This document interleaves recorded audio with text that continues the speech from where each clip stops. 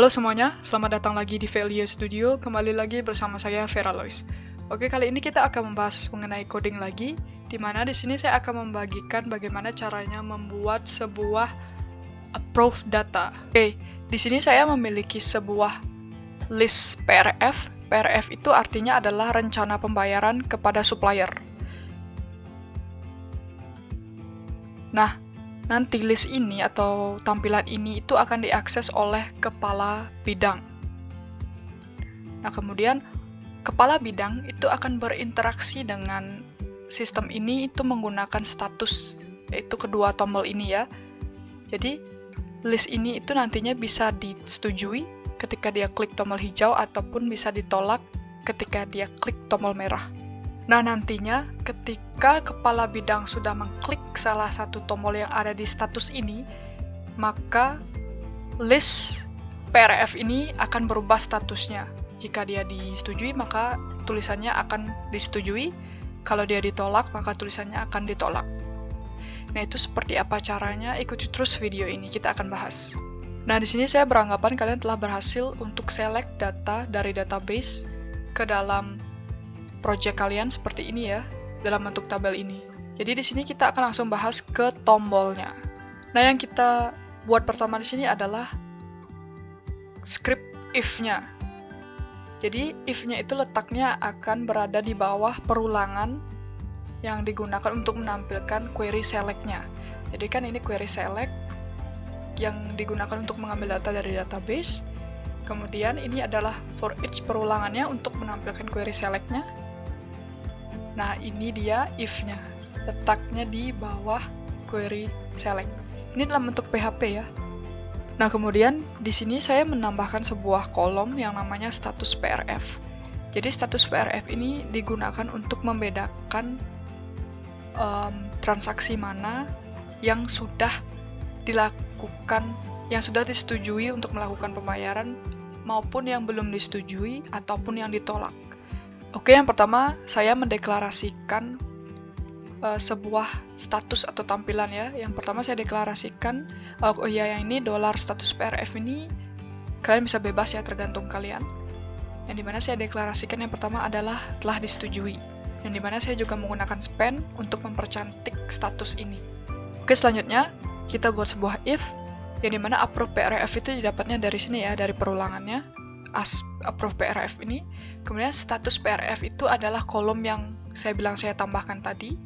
Nah, kemudian jika status PRF sama dengan belum disetujui, maka dia akan menampilkan dua tombol. Jadi tombol ini ya, tombol apakah disetujui ataupun ditolak. Kemudian else, if ketika dia status PRF-nya ditolak, maka dia akan menampilkan status ditolak. Nah, kemudian untuk yang saya deklarasikan pertama tadi, jika seandainya statusnya belum disetujui dan juga tidak ditolak, artinya statusnya adalah disetujui, ya, maka dia akan menampilkan yang ini. Jadi deklarasi yang pertama ini termasuk else, ya. Jadi ketika dia belum disetujui dan tidak ditolak, maka dia akan menampilkan kondisi yang pertama ini. Nah, kemudian untuk tombol disetujui dan ditolaknya itu, saya menggunakan href, yang dimana petiknya adalah 1 ya. Biasanya kalau tombol itu di PHP dia petiknya 1, bukan 2. Ini ya, petik 1 ini ya. Nah, di sini saya menggunakan controller dan functionnya ya, yang ada di controller untuk melakukan sebuah query yang nantinya query tersebut akan digunakan untuk mengupdate status yang ada di database, seperti itu. Jadi nama controllernya adalah approve PRFF, kemudian nama function yang pertama untuk ketika tombolnya disetujui itu adalah disetujui, yang dimana saya akan mengoper nomor PRF dari perulangannya nomor PRF. Jadi nomor PRF ini akan menjadi where nantinya, supaya kita bisa tahu identitas yang mana yang akan dirubah statusnya menjadi disetujui, seperti itu. Begitu juga untuk yang ditolak, nama controllernya adalah approve PRFF, nama functionnya adalah ditolak, saya juga mengoper sebuah nomor PRF untuk menjadi where nantinya, supaya menjadi identitas dari PRF mana yang akan ditolak. Nah, kemudian sudah, yang kalian tampilkan di dalam tabelnya itu bukan statusnya ya. Jadi ini kan kita buat tadi if-nya dengan dolar status PRF.